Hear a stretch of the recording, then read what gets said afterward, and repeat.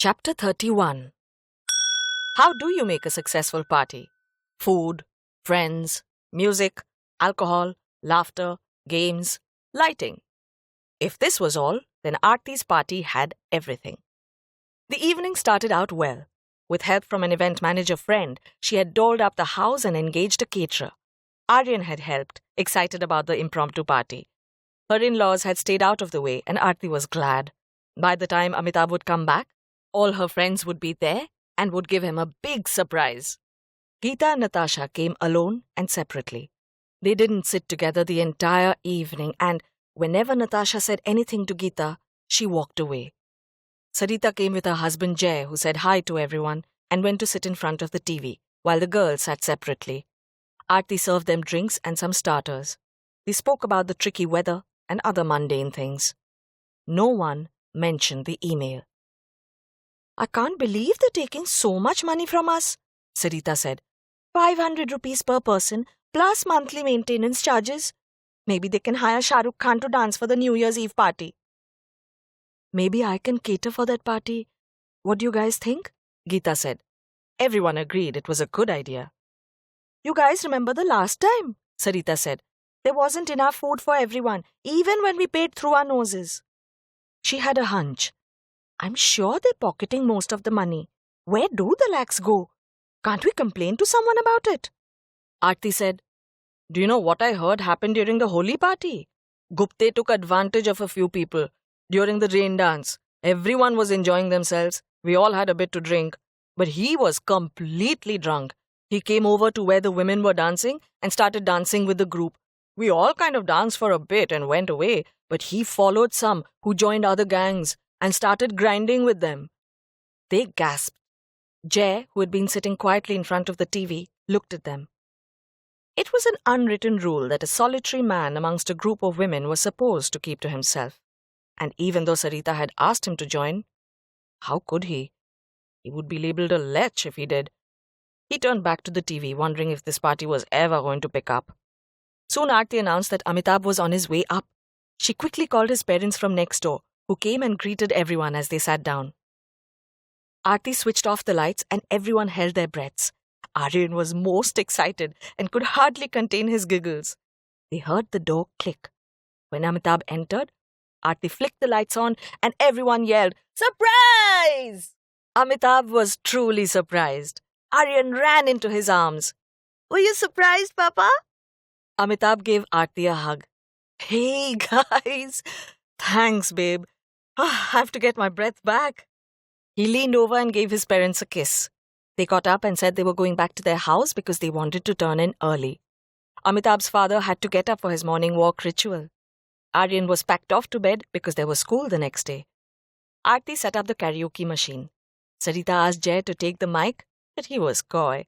"No, I'm not singing." They coaxed him, and finally, he did take the microphone, chose an old Hindi song from the big songbook, and started singing, standing awkwardly at the far corner of the room. He was off-key a few times, but was not too bad at all. Sarita looked at Jay as if he was her Michael Jackson. She clapped the loudest when he was done, and the mic was passed to Geeta, who refused. She quickly handed it to Aarti, who looked for a song. Meanwhile, Amitabh came out of the bedroom wearing new clothes and a spicy cologne. Aarti belted out a number and everyone thought she was amazing. "You should try to sing professionally, Aarti. I never knew you sang so well," Natasha remarked. Aarti blushed. Years of practice in the bathroom. They all laughed as the party slowly picked up. For a few hours they sang and laughed and danced. Karaoke was a hit, the food was good too, and the birthday boy was happy. He decided to take a break from the partying and sat down to check his phone. "Hey guys, have you seen this email?" The elephant in the room had finally woken up. The girls looked at each other and had nothing to say. "What email?" Aarti asked. Amitabh began reading out the email and Aarti stopped him midway. "It's okay, Amit. There's nothing to it." Amitabh looked at them suspiciously and turned to Jay. "Do you know anything?" Jay shrugged his shoulders and concentrated on his food. He loved parties. What did he care about gossip from a silly email? He and his wife had roaring sex nowadays. He was sure the email didn't concern his family at all. Geeta had been containing herself so well, but she finally burst out. She turned to Natasha. How could you? I thought you were my friend. What are you talking about? Natasha was surprised at Geeta's rage. Are you saying I wrote that email? No, Geeta, I didn't. Sarita looked up. Geeta, are you telling us that the email is about you? Geeta took a long time to reply. They waited. Do you know what it feels like to have a family that hates you? She said. Your husband compares you to a pet that he was attached to? No. So stop judging me. I have been living with a husband and a set of in-laws who are horrible and have pulled me down for years. They kept silent, waiting for Geeta to continue. When she didn't, Aarti asked, So you slept with someone's son? Who? Geeta threw her hands in the air. No, I didn't sleep with anyone's son, for Christ's sakes. I wouldn't go so low. Hey! Natasha burst out too quickly and regretted it immediately. Everyone looked at Natasha as she looked away. Sarita asked, So? Whose son? Natasha didn't say anything.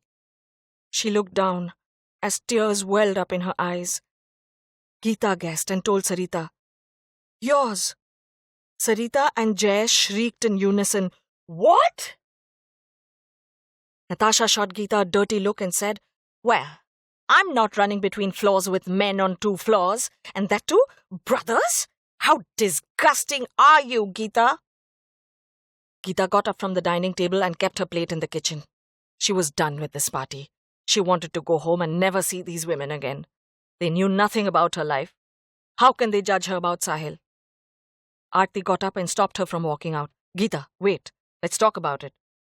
Oh my God, I knew it, Natasha said as she pointed a finger at Aarti. You were the one who wrote that email, weren't you, Aarti? You wanted all of us to get into trouble and you can be the good girl. Amitabh remarked. There's no need to accuse Aarti. She's only trying to help. Jay then said, Well, ask her what she was doing in the basement parking with a man. Maybe she was the woman in the car. Amitabh was about to run to Jay and throw him a punch, but the women prevailed over them and they stepped back. Aarti said to Amit, Let's talk about this later. No, wait, Aarti? Was it you? Amitabh said. Say no and I'll whack this asshole. Aarti kept quiet. Natasha looked shocked. Geeta was smug. And Sarita wondered how Jay had got this information and not told her. She would deal with him later. Amitabh was heartbroken. It was his birthday, and he had been humiliated. I'm going. I'm sleeping next to Aryan. To the others, he said, And I suggest you take your fight elsewhere. Aarti pleaded with him not to go. Baby, I'm sorry, she said as she reached for Amitabh's hand. He dismissed her and walked to the bedroom. Aarti was frustrated. She wanted to speak to Amit, but clearly he was in no mood. She turned to the other women and spit out her venom, blaming them for ruining her husband's birthday. Natasha went outside to the balcony to have a smoke, and Sarita and Jay followed her. Sarita spoke angrily but in a low breath. How could you sleep with Rahul, Natasha? He's just a boy. What the hell were you thinking? You filthy whore? Natasha didn't reply. She stubbed out her cigarette and walked inside the flat. Sarita and Jay followed her there too. Jay was about to speak, but Sarita cut him off. I think you should go home. I'll take care of this. Jay left without another word. The 4 women were left to themselves. Natasha, answer me, Sarita said as she started to cry. How could you spoil my little boy? What kind of a monster are you? Natasha let Sarita's abusive words come. When Sarita had finished, she spoke. He's not a little boy, Sarita, and it's time that you recognize that. He approached me. He wanted to be with me. Go ask your little boy why he did what he did, instead of calling me a whore. But you already have a loving husband, Geeta shrieked. Your pati does so much for you and you're still not happy? Geeta wondered why a woman would covet another man if she had everything she wanted in her home life. At least she had an excuse. Natasha took a deep breath and spoke. The truth must come out. They needed to free themselves of the burden of all the secrets they had carried in their hearts for so long. Vikram beats me up. Black and blue, she began. Everyone sat still. Sarita looked up, wiped her tears. He's a horrible husband. I'm miserable in my marriage. But that's not the reason why I did what I did with Rahul. Sarita now recollected the times that Natasha would come to their meetups wearing full-sleeved tops, or not come at all, making an excuse of some sort. Rahul needed attention, Sarita, Natasha said. I gave it to him. I made him stop drinking. Do you know he was a borderline alcoholic? You shut up! Sarita was livid. My boy wasn't alcoholic. Natasha kept her calm. He was. Every day he drank, and he slowly started loving booze more than life. You hadn't seen that. Jay hadn't seen that. But I did. I saw that he needed to paint, draw, be allowed to talk about his dreams without being told there was no money for such inane things. Don't bring my family's finances into this. I'm just saying, maybe you should stop pointing fingers and start looking at where you went wrong as a parent. Rahul is an adult. He's turning 19 in a few days. He is mature for his age. He doesn't fit in with his peers. He needs help.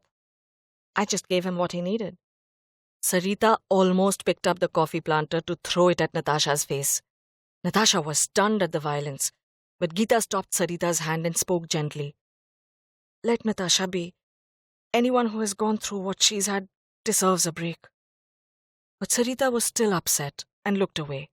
Natasha's sharp words stung her more than the fact that she had sex with her only son. Were Jay and she so involved with themselves that they hadn't seen what was happening to Rahul? She refused to believe it. Aarti said, So you go after your brother-in-law? What? Geeta replied. It wasn't... I love him. It wasn't just... Geeta stammered. She didn't want to have to explain herself to her friends. But Aarti shook her head and told Geeta, This will devastate your family. Really? Now? Sarita said in mock pity before saying, And what you did in the car with some stranger won't. Aarti didn't know if she should justify her actions or protect her husband. She needed her friends for the next step that she was planning. Guys, I'm sorry, she began. What I did was wrong. It's just that Amitabh and I hadn't had sex for years. It was just a need. I'm stupid to have got caught, but stupider to have kept it from you or him. But so what if you haven't had sex? Sarita said. Marriage isn't only about that, right? It's also about companionship, security, respect, trust. All the things that you people have lost. Natasha shook her head. No, Sarita. It's also about love. If you don't have that, then those other things you said won't come. It's also about an emotional bond, Geeta said. A husband can still want his wife like furniture in the house. But that's not love. There's no emotional bond. That's not a marriage. He doesn't ask about your day. If you're sick, he's not there to look after you. He has to be forced to take you out for dinner. You almost need to beg for some time to talk. And when he's not bothered and continuously puts you down, you feel like shit. There's no companionship left then. Only duty towards your family. At least when people are fighting, you know they still care. Nonchalance is the death of a relationship. And if you're married, where do you go? When there's nothing left? And you're dying inside? What do we do then? Why is it even called a marriage then? That's emotional abuse, Natasha said. And sometimes it's as bad as domestic abuse. But there's nothing wrong with duty, Sarita said, unable to understand her friends at all. Every marriage goes through its ups and downs. That doesn't mean you go after another man, Geeta. Or Natasha, that you find a young boy. Yes, what Vikram does to you is awful. But you need to take a stand. Go to a women's cell and complain. Threaten him with dire consequences. Hit him back for God's sake, so that he will never lift a finger again. Put him in that hospital rather than being a helpless wife. Or even get a divorce. But why go after someone else while you're still married? It was Aarti who replied. Because divorce sometimes is not an option. We are stuck in our family life because of society, for the sake of our children, or our parents who are too old to see this great tragedy befall us. We are scared. We don't make any money to stand on our own 2 feet. What will neighbors say? Who can we talk to about what really happens inside our bedrooms? It's not easy, Sarita. For years, we just let things be. We involve ourselves in family life, making ourselves feel happy that we at least have good children, our health, and our friends. But one day, we realize our souls have been emptied. And when that germ plants itself deep inside us, you can't run away from it. And then, what do? You find happiness, Geeta replied. She completely understood what Aarti said. Find happiness, sure. But with another man? Sarita was contemptuous. That's disgusting. You have betrayed your husband, Aarti. Did you see the look on his face? You've hurt him beyond repair. Why pursue happiness that causes hurt to someone else? Your husband, in fact. They all stayed quiet. No one seemed to have figured out who had sent the email. But they had said plenty of hurtful things to each other. Promises were broken, and betrayal ran deep. Geeta broke the silence. I think we've said enough for one night. She gathered her things. Thanks, Aarti, for the party. Natasha and Sarita also thanked Aarti and left. They looked away from each other as they took different ways to get home. They needed space from each other. The next time they would meet would be under dire circumstances, where a life would be hanging in the balance, and they would say goodbye to each other forever.